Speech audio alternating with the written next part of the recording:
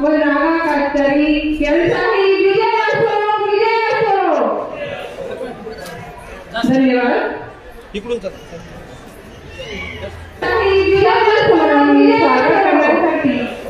सजला आज आपला मावळ, सजला आज आपला मावळ, साहेबांच्या मावळामध्ये झाला स्पर्श, हा आपल्या आनंदाचा ठेवा, न्यायाने करू आपण या हक्क संरक्षण। आदिवासी मिळावा, आदिवासी मिळावा, जय आदिवासी।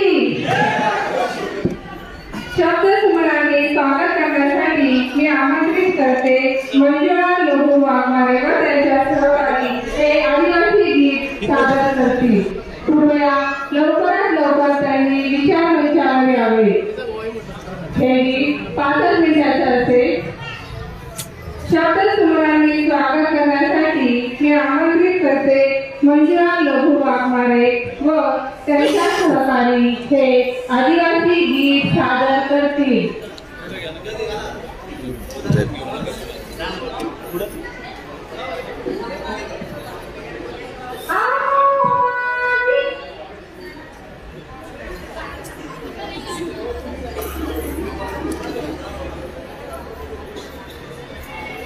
ताई लवकरात लवकर यावे।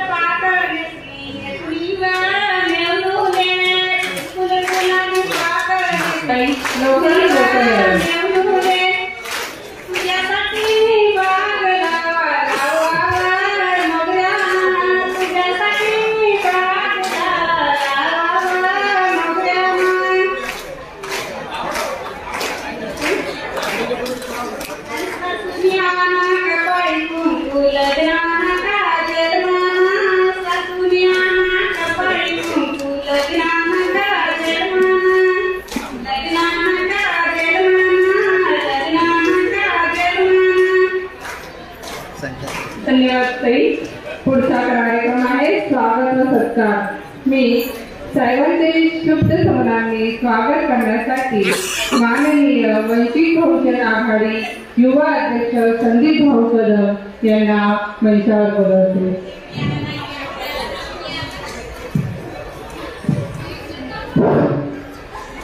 सर्वांना नमस्कार, सर्व देवी। सर्वांनी टाळ्यांच्या गजरामध्ये वंचित बहुजन आघाडीचे राष्ट्रीय अध्यक्ष सदैव ॲडव्होकेट बाळासाहेब आंबेडकर यांचं जोरदार टाळ्यांच्या गजरामध्ये स्वागत करायचे। सर्वांना विनंती आहे। यानंतर पुढील नियोजन भूषण देवमुंडकर यांच्याकडे येतो। जय भीम, जय बिरसा मुंडा, जय लवजी। वंचित बहुजन आघाडीचा विजय असो, वंचित बहुजन आघाडीचा विजय असो। सदैव बाळासाहेब आंबेडकर आगे बढ़ो, सदैव बाळासाहेब आंबेडकर आगे बढ़ो। वंचित बहुजन आघाडीचा जय भीम, जय बिरसा मुंडा, जय लवजी। धन्यवाद संदीप भाऊ। पुढचा कार्यक्रम आहे सत्काराचा। आदरणीय श्रद्धेय बाळासाहेब आंबेडकरांचा सत्कार आदिवासी बांधव करतील। ताराबाई गोरी माजी उपसरपंच कानेफाटा, उमेश करवंदे पोलीस पाटील सावळा, शिकाशेठ वाघमारे आडले बुद्रुक, लघु वाघमारे शिवली, गणपत सप्रे ग्रामपंचायत सदस्य परवंडी, आकाश सप्रे व राजाराम सप्रे यांनी विचार मंचावर यावे। हे फेटा बांधून आदरणीय बाळासाहेब आंबेडकरांचा सत्कार करतील। कृपया वेळ न दवडता लवकरात लवकर सर्वांनी विचार मंचावर यावे। ताराबाई गोरी, उमेश करवंदे, शिकाशेठ वाघमारे, लघु वाघमारे, गणपत सप्रे, आकाश सप्रे, राजाराम सप्रे। धन्यवाद। मावळ तालुक्याच्या विविध भागांमधून अनेक गावांमधून आज आदिवासी बांधव मोठ्या संख्येने उपस्थित झालेले आहेत आणि या आदिवासी बांधवांच्या वतीनं श्रद्धेय बाळासाहेब आंबेडकर यांचा फेटा बांधून या ठिकाणी सन्मान होत आहे।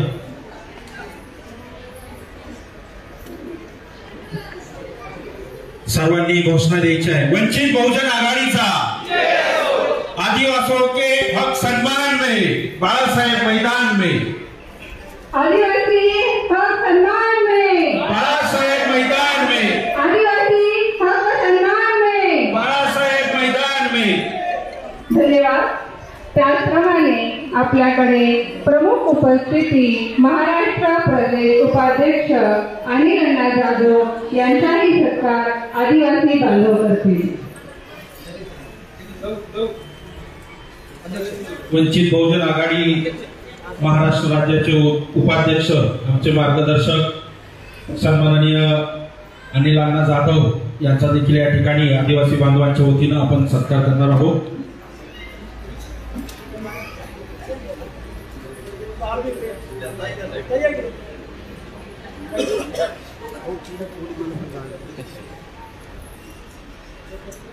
श्रद्धेय बाळासाहेबांचं या ठिकाणी आपण सर्व आदिवासी बांधव त्याचप्रमाणे असून त्याचबरोबर भारतीय बौद्ध महासभा पुणे पश्चिम अध्यक्ष प्रकाशदादा ओवाळ यांचे स्वागत।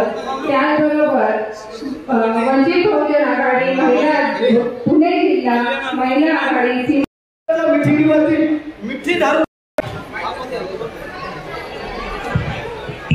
हॅलो हॅलो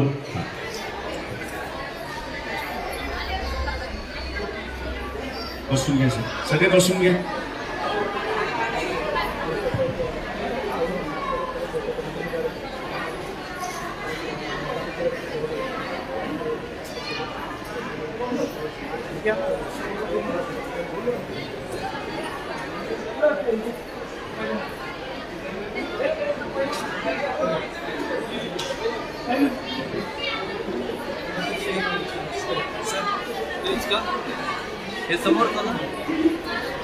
बोलावे माझी एक खंत आहे छोटी पाहिजे, खाली बसा। जेवढे मोबाईल फोटोग्राफर आहेत त्यांनी खाली बसा।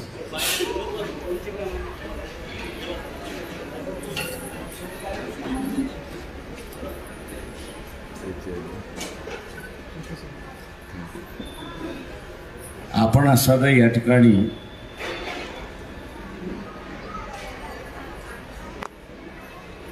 मावळ भागामध्ये आणि पुणे भागामध्ये विशेष करून असणारा आदिवासी समूह जो राहतो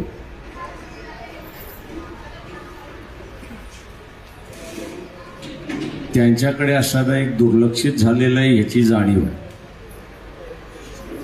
पक्षाकडूनही झालेला आहे आणि इथल्या समाज व्यवस्थेकडून सुद्धा झाले अशी असणारी परिस्थिती आहे। महाराष्ट्रभर आपण असणारा वेगवेगळा आदिवासी समूह आहे, मग तो कोकणातला असेल,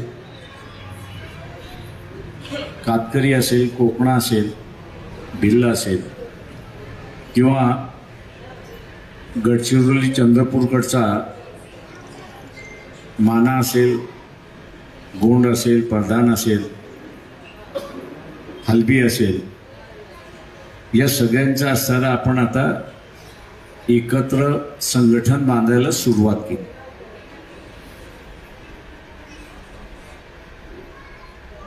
याच्या अगोदरही असणारे प्रयत्न पक्षाच्या वतीने चालले होते, परंतु कधी यश यायचं, कधी यश यायचं नाही। पण यावेळेस महाराष्ट्रामधला असणारा हा जो आदिवासी समूह आहे की ज्याच्या लक्षात आले की आपली असणारी एक वेगळी संस्कृती आहे, आपल्याला असणारा एक वेगळा कायदा झाला पाहिजे अशी असणारी परिस्थिती आहे, आर्थिक उन्नतीसाठी आपला असणारा बजेट एक वेगळं आहे आणि दुर्दैवाने मी असं म्हणेन की आदिवासी भागामध्ये जर आपण विभाजन केलं तर त्याच्यातले दोन भाग आहेत। एक भाग जो ट्रायबल प्लॅनमध्ये येतो आणि दुसरा असणारा नॉन ट्रायबल प्लॅनमध्ये येतो। अशा रीतीने असणारं शासकीय दृष्टिकोनातून आदिवासी समूहाला असणारं विभाजित केलेलं आहे की ट्रायबल प्लॅन आणि नॉन ट्रायबल प्लॅन. सगळं बजेट जे आहे ते ट्रायबल प्लॅनमध्ये त्या ठिकाणी खर्च केलं जातं आणि जो नॉन ट्रायबल प्लॅनमधला जो आहे त्याच्याकडे असणारं फारसं लक्ष दिलं जात नाही अशी परिस्थिती आहे. एक आवाज म्हणून आदिवासी समाजाचा महाराष्ट्राभर उठला पाहिजे. एकेकाळी आदिवासी समूहातून जे आमदार निवडून जात होते ते सरकारला, म्हणजे कुठल्याही पक्षाचे असते, मी स्वतः 80 साली ते असं बघितलेलं आहे की एखाद्या आदिवासीच्या प्रश्नावरती, मग तो काँग्रेसमधून निवडून आलेला असेल किंवा समाजवाद्याकडून निवडून आला असेल किंवा त्या काळचा असणारा जनसंघ असेल ते जनसंघाकडून निवडून आला असेल, तो आदिवासी म्हणून असणारा एकत्र यायचा. सरकार कोणाचंही असं म्हणत आहे की तुम्ही आमची जर कामं केली नाही तर आम्ही तुमचं सरकार पाडल्याशिवाय राहणार. मग तो धमकीच देतो, तो शासनाला धमकी देत होता आणि आपली कामं करून घेतो. आत्ताच्या असणाऱ्या कालावधीमध्ये जे निवडून जातात त्यांच्यामध्ये ती धमक राहिली नाही की जे अगोदरच्या आमदारांमध्ये असेल. आणि म्हणून आता सरकार जे म्हणेल त्यालाच होयबा म्हणणारा असणारा आमदार त्या ठिकाणी निवडून होतात. आदिवासी भागामधला असणारा हा जो सगळ्यात मोठा जो प्रश्न आहे तो जमिनीचा आहे. काही ठिकाणी आदिवासींच्या जमिनी बळकावलेल्या आहेत आणि काही ठिकाणी जागा नाही म्हणून असणारं शासनाच्या जागेवरती आदिवासी स्वतःचं कुटुंब करून त्या ठिकाणी असणारा राहतो अशी परिस्थिती आहे. जिथे जमिनी बळकावलेल्या आहेत, एक फार मोठा लढा 72-73 साली झाला आणि 72-73 साली त्या लढ्याचा असणारा फलश्रुती अशी झाली की कायदा करण्यात आला आणि तो कायदा असा करण्यात आला की 1 जानेवारी 84 या सालापर्यंत, म्हणजे ज्या साला कायदा झाला या दिवसाच्या अगोदर आदिवासीच्या असणाऱ्या जमिनी, मग त्या कोणी विकत घेतल्या असेल, कूळ लावला असेल, अमुक घेतला असेल, काही लावलं असेल, या सगळ्या जमिनी शासन जमा होणार आणि शासन जमा झाल्यानंतर ती पुन्हा असणारं आदिवासीला, पण ज्याची मूळ जमीन होती त्याला पुन्हा असणारं रिग्रँड केला जाईल असा असणारा 84चा असणारा कायदा आहे की तो आजही अस्तित्वामध्ये आहे. 84च्या नंतरचा जो प्रश्न आहे त्याचाही तोडगा असणारा त्या ठिकाणी निघालेला आहे आणि त्याचा असणारा एक वेगळ्या पद्धतीचा असणारा अर्ज हा आपल्याला कलेक्टरला त्या ठिकाणी करावा लागतो आणि तो कलेक्टरला आपण अर्ज केला की त्या जमिनी सुद्धा परत मिळू शकतात अशी असणारी परिस्थिती.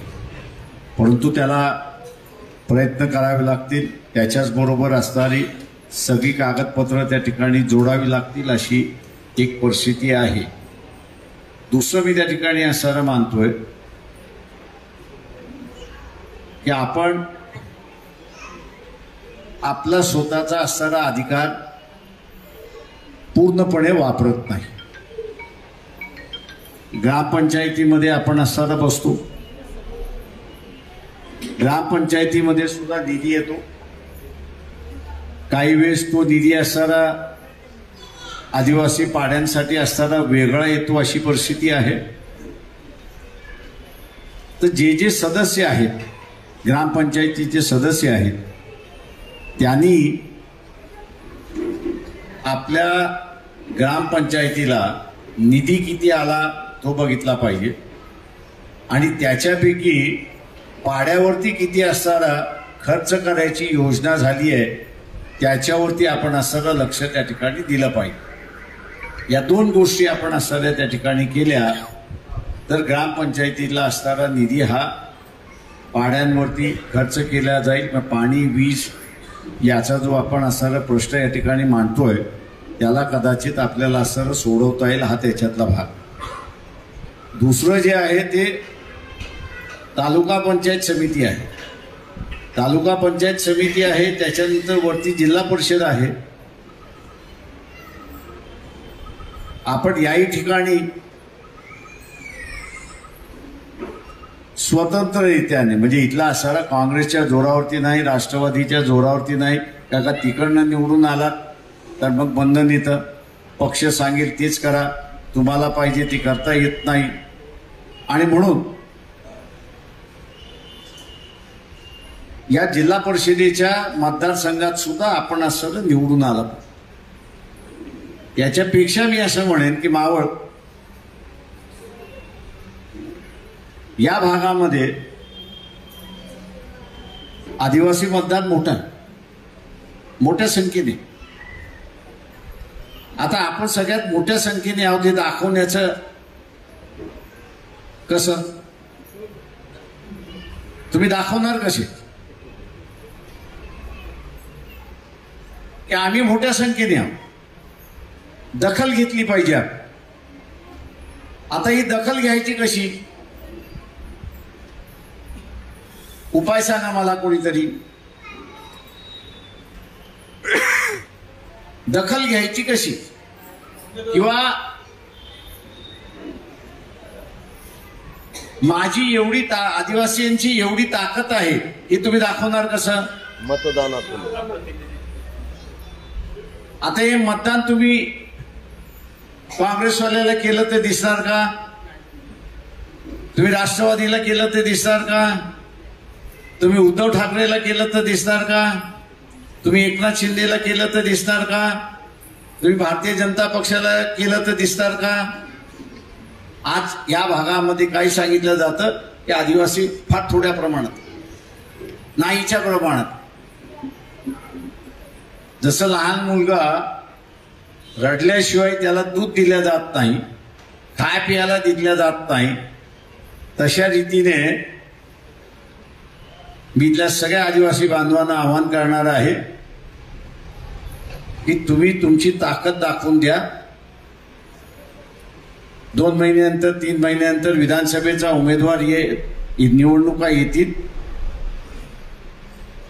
एक उमेदवार उभा करायचा, तो हारो की जिंको याची पर्वा नाही. तो उभा कशासाठी करायचा आहे? उभा करण्याचा उद्देश काय? ती मतातून दिसते. त्या उमेदवाराला जर आपण उभं केलं,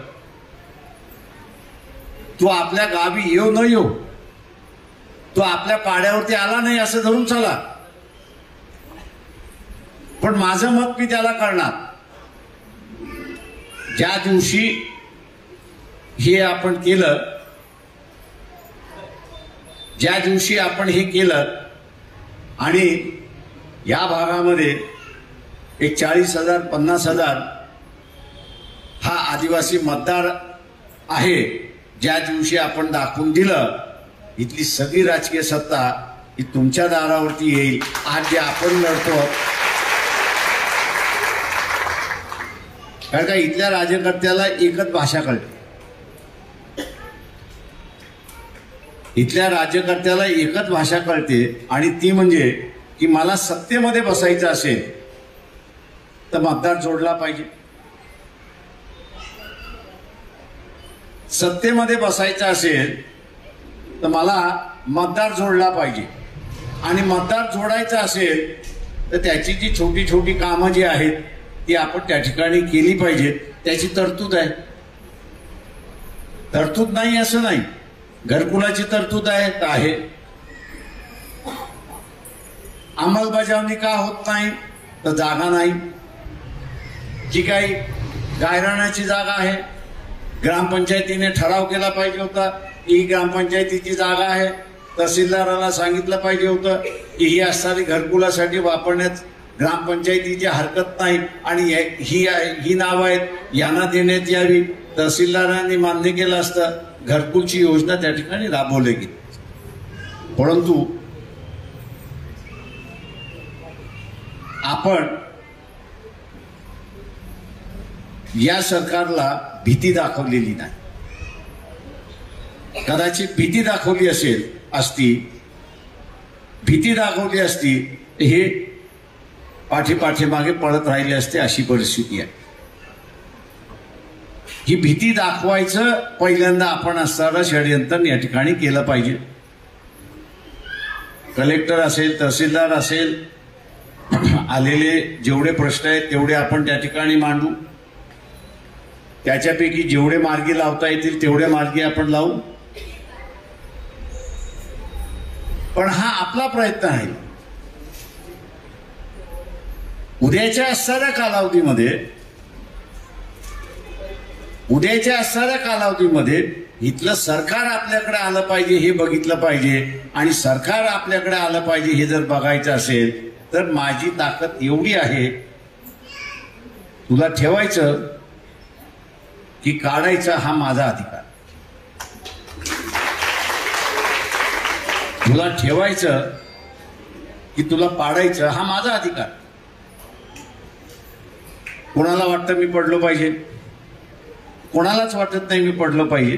नाही वाटत ना, आम्हालाही वाटत नाही की तुला पाडावं. पण तू आमची कामं कर, तू आमच्या समस्या सोड, तू आमच्या असणाऱ्या समस्या सोड. त्या ठिकाणी सोडवत असेल तर आम्ही तुझ्या बरोबर आहोत. पण एकदा ही ताकद दाखवल्याच्या नंतरचा असणारा परिणाम हे आपण लक्षात घेतलं. आणि म्हणून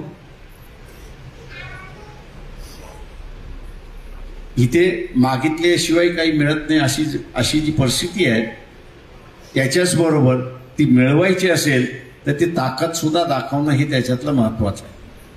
आणि म्हणून मी म्हणालो या ठिकाणी की आम्ही महाराष्ट्रभर, म्हणजे आज फक्त पुणे जिल्ह्यातल्या मावळ तालुक्याचं नाही किंवा खेडमधला असं नाही किंवा जुन्नरमधला आहे तिथलेच प्रश्न नाहीत, तर हा सगळ्याच भागातला महाराष्ट्राचा प्रश्न आहे की तो आदिवासींचा प्रश्न दुर्लक्षित होत चाललाय अशी असणारी परिस्थिती आहे.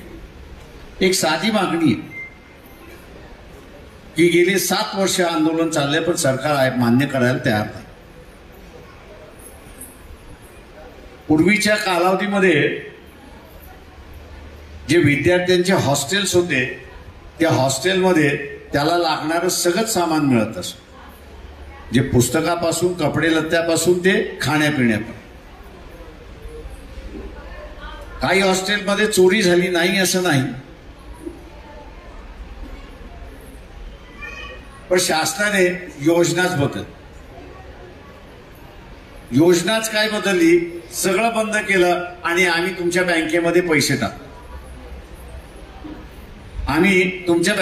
पैसे टाकतो, त्याला असं त्यांनी डीबीटी असं म्हटलं, डायरेक्ट बँक ट्रान्सफर.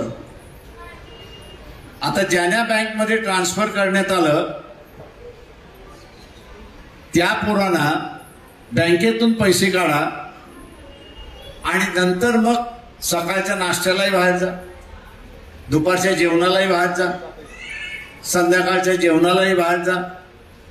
आणि किती खर्च करायचा आणि किती खर्च करायचा नाही याचं त्याच्याकडे आकलन राहिलं नाही.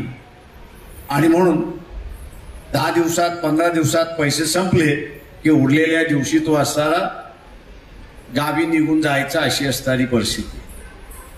शासनाच्या ह्या धोरणामुळे 30% हॉस्टेलमधला विद्यार्थी यांनी शाळाच सोडली, कॉलेज सोडलं अशी असणारी परिस्थिती. अनेक विद्यार्थ्यांचे आंदोलन झालं. नाशिकमध्ये आजही गेला तर उपोषण आदिवासी कार्यालय जे आहे ते आदिवासी कार्यालयासमोर उपोषण आहे. मागच्या 8 दिवसापूर्वी 1 लाखाचा असणारा आदिवासीचा मोर्चा हा नाशिकमध्ये निघाला. एखाद दुसरा फक्त टीव्ही चॅनलवाल्यांनी दाखवला, उरलेल्यांनी त्याची दखलही घेतली नाही अशी परिस्थिती आहे. मागणी काय होती की हे जे बँकेत तुम्ही आमच्या पैसे टाकताय हे बंद करा जुनी पद्धत जी होती की आम्हाला जेवायला, कपडे, शिक्षण आणि येण्या जाण्याला तो वॉर्डन जो खर्च देत होता तो पुन्हा आम्हाला त्याच पद्धतीने सुरुवात करावी. 7 वर्ष लढा त्या ठिकाणी सुरुवात झालाय, पण अजूनही शासन त्या ठिकाणी मागायला तयार नाही अशी परिस्थिती. आता नवं संकट सगळ्यांवरतीच आलेलं आहे अशी परिस्थिती. SC ST दोघंही जे आहेत या दोघांवरती सुद्धा एक नवं संकट आलेलं आहे हे आपण लक्षात घ्या. अजून अंमलबजावणी नाही, पण अंमलबजावणी होण्याची शक्यता आहे. ते संकट काही आहे की आज आपल्याला वेगवेगळ्या योजना मिळतात, वेगवेगळ्या योजना मिळतात, लाभ मिळतो आपल्याला. जो सुप्रीम कोर्टाचा निर्णय आला त्या सुप्रीम कोर्टाच्या निर्णयामध्ये म्हटलंय की तुम्ही एक लाभ घेतला, ज्या सवलती मिळतात त्या सवलतींमधला एक लाभ तुम्ही जर घेतला तर तुमच्या कुटुंबाला यापुढे कुठलाही लाभ मिळणार नाही अशी असणारी परिस्थिती. म्हणजे तुम्हाला एक लाभ मिळाला, कुठलाही लाभ असेल तो एक लाभ मिळाला की यापुढे तुमच्या कुटुंबाला पुन्हा दुसरा लाभ मिळणार नाही, तुम्ही त्या यादीच्या बाहेर गेलात असा असणारा निर्णय त्या ठिकाणी आलेला आहे. आणि म्हणून जिथे छप्परच फाटलेला आहे, जिथे छप्परच फाटलेला आहे तिथे एक लाभ मिळाला, तो बाहेर गेला तर त्याला छप्पर मिळणार कुठून आहे. आणि म्हणून हे एक सगळ्यात मोठं SC आणि ST शेड्यूल कास्ट आणि शेड्यूल ट्राईब असे जे आहेत दोन्ही आदिवासी आणि शेड्यूल कास्ट दोघांवरती ही टांगती तलवार आहे हे आपण असणारा लक्षात घ्या. ज्या टांगत्या तलवारीला पाठिंबा सेनेने दिलेला आहे, भारतीय जनता पक्षाने दिलेला आहे, काँग्रेसने दिलेला आहे आणि राष्ट्रवादीने सुद्धा दिलेला आहे.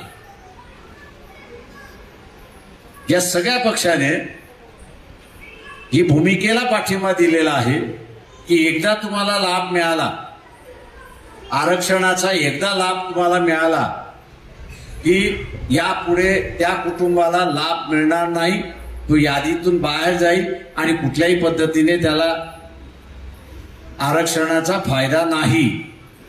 हा निर्णय झाला आणि हा निर्णयाला इथल्या सगळ्या राजकीय पक्षाने पाठिंबा दिलेला आहे. मागाशी मी जे म्हणालो की आदिवासी समूह हा एकत्र येत नव्हता, कारण का कातकरी हा आपण असणारा पाहिला तर कोकणामध्ये आहे, तो कातकरी आपल्याला नंदुरबार जिल्ह्यामध्ये मिळत नाही. किंवा मी मागाशी जसं म्हटलं की गोंड असेल, बडामाडी असेल, हा कोकणामध्ये किंवा असणारा खानदेशमध्ये आपल्याला कुठेही त्या ठिकाणी दिसत नाही. तो वेगवेगळ्या विभागामध्ये विखुरलेला आहे, त्याचं अस्तित्व तो घेऊन चालला होता. पण आज ज्यावेळेस सगळ्या आदिवासींवरतीच एक संकट आलेलं आहे त्यावेळेस ते सगळेजण एकत्र येऊन आपण महाराष्ट्रातले आदिवासी आहोत आणि आदिवासी म्हणून आपला लढा हा आपण उभा केला पाहिजे, याचं मी पहिल्यांदा स्वागत करतो आणि आपण सुद्धा स्वागत केलं पाहिजे हे आपण लक्षात. एवढ्या 70 वर्षानंतर या देशातला आदिवासी हा नुसता पॉलिटिकल जागृत झाला नाही तर स्वतःचे अधिकार वाचवण्यासाठी तो आता पुढाकार घेतोय आणि शासनाशी आणि इथल्या पक्षांशी 2 हात करण्याची तो आता भाषा त्या ठिकाणी बोलतोय. माझं आव्हान आपल्या सगळ्यांना या ठिकाणी राहणार आहे,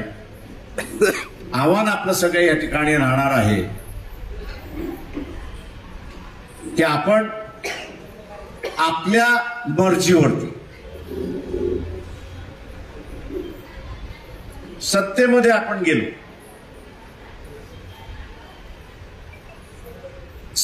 आपण गेलो, तर आपल्याला आपले प्रश्न सहजरित्याने सोडवता येतील हे आपण लक्षात घ्या. सहजरित्याने सोडवता येतील, सहजरित्याने आपल्याला सगळं त्या ठिकाणी सोडवता येईल. आज सत्तेमध्ये नसल्यामुळे आज अनेक प्रश्न तिथले असणारे लोंबकळत आहे अशी असणारी परिस्थिती आहे. आणि या पक्षांची मानसिकता मी आपल्यासमोर आताच ठेवली की त्यांना एक संधी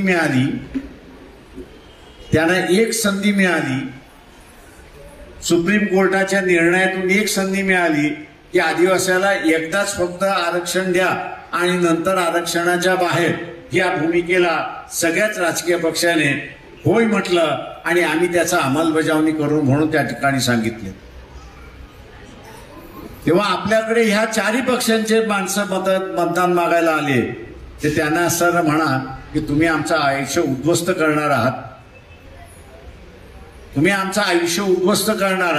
आता तोंडावरती तुम्ही आम्हाला म्हणणार नाही आम्ही विरोधात आहोत, पण तुमच्या पक्षाच्या अध्यक्षाने पाठिंबा दर्शवलेला.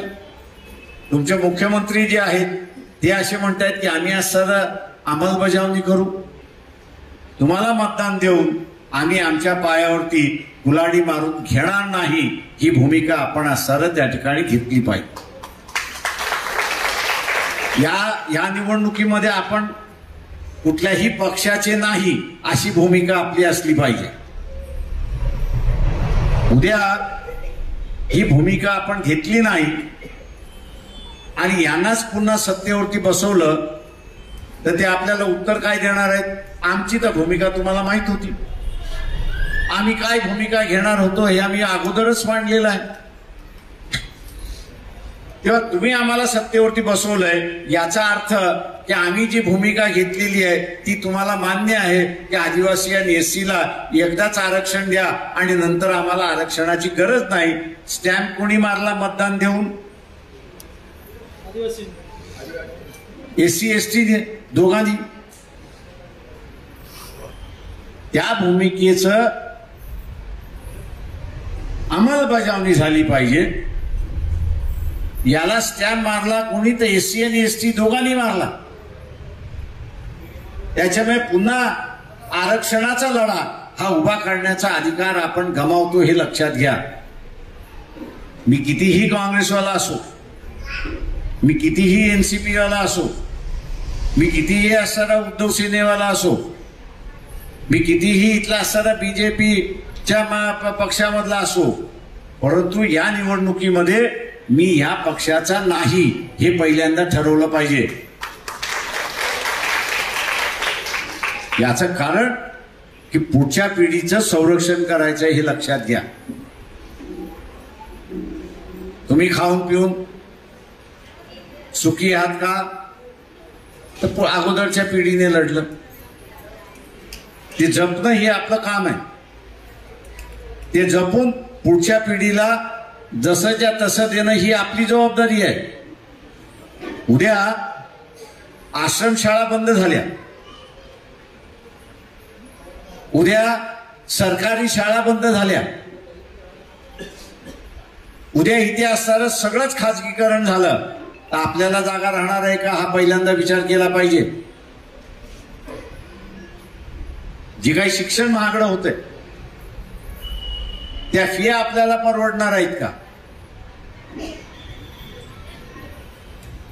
आणि म्हणून आपल्याला पुढच्या पिढीसाठी आपल्या प्रश्नाबरोबर पुढच्या पिढीसाठी सुद्धा आपल्याला लढायचं आहे आणि त्यांचा अधिकार आपल्याला शाबूत ठेवायचा आहे. का त्यांना मताचा अधिकार नाही, आपल्याला मताचा अधिकार आहे. तो 18 वर्षाचा होईपर्यंत त्याला मताचा अधिकार नाही. त्याच्यामुळे त्याचं संरक्षण करणं ही आपली जबाबदारी आहे. आणि म्हणून या ठिकाणी आपण सगळेजण एवढे लांबून चालत या ठिकाणी आलात, गाडी घोड्यातून आपण असणारा आलात. ही आदिवासी परिषद आपण असणारा या ठिकाणी यशस्वी केली, याबद्दल मी आपल्या सगळ्यांचा असणारा धन्यवाद मानतो. आणि उद्या विधानसभेमध्ये ही खूनगाठ बांधा. काही वाकडं कोणाचं होत नाही. तुम्ही खूनगाठ बांधली तर कोणाचंच काही वाकडं होत नाही.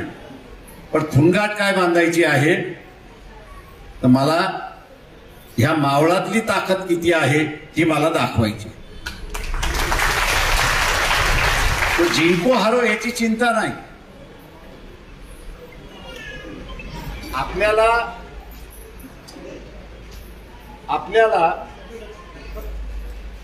हॅलो हॅलो हॅलो आपल्याला दखलपात्र व्हायचं एवढं लक्षात घ्यायचं. दखलपात्र आपण झालो की सगळेजण आपल्या अवतीभोवती फिरायला सुरुवात होतात आणि दखलपात्र कधी होईल की ज्यावेळेस या मतदारसंघामध्ये विधानसभेच्या मतदारसंघामध्ये आपण 40-50 हजार मतं घेऊ त्यावेळेस इथं दखलपात्र होतो हे आपण लक्षात घ्या. आणि तेवढी ताकद आपल्या सगळ्यांची आहे याची मला जाणीव आहे. ही ताकद आपली सगळ्यांची आहे. फक्त स्वतःला थोडीशी मुरड घालावी लागेल. मुरड काय घालावी लागेल? मुरड काय घालावी लागेल? जे देणार आहे ते घ्या, फुकटच देणार आहे. त्याने थोडी कमावले पूर्णपणे लुटलेला आहे. जो येईल त्याचं घ्या,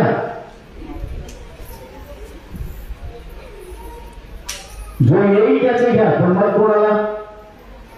वंचितला. मग कोणाला? जो उमेदवार आपण उभा करू त्याला. जो उमेदवार आपण उभा करू त्याला. कारण आपल्याला या मतदारसंघामध्ये आणि पुणे जिल्ह्यामध्ये दखलपात्र व्हायचं हे लक्षात घ्या.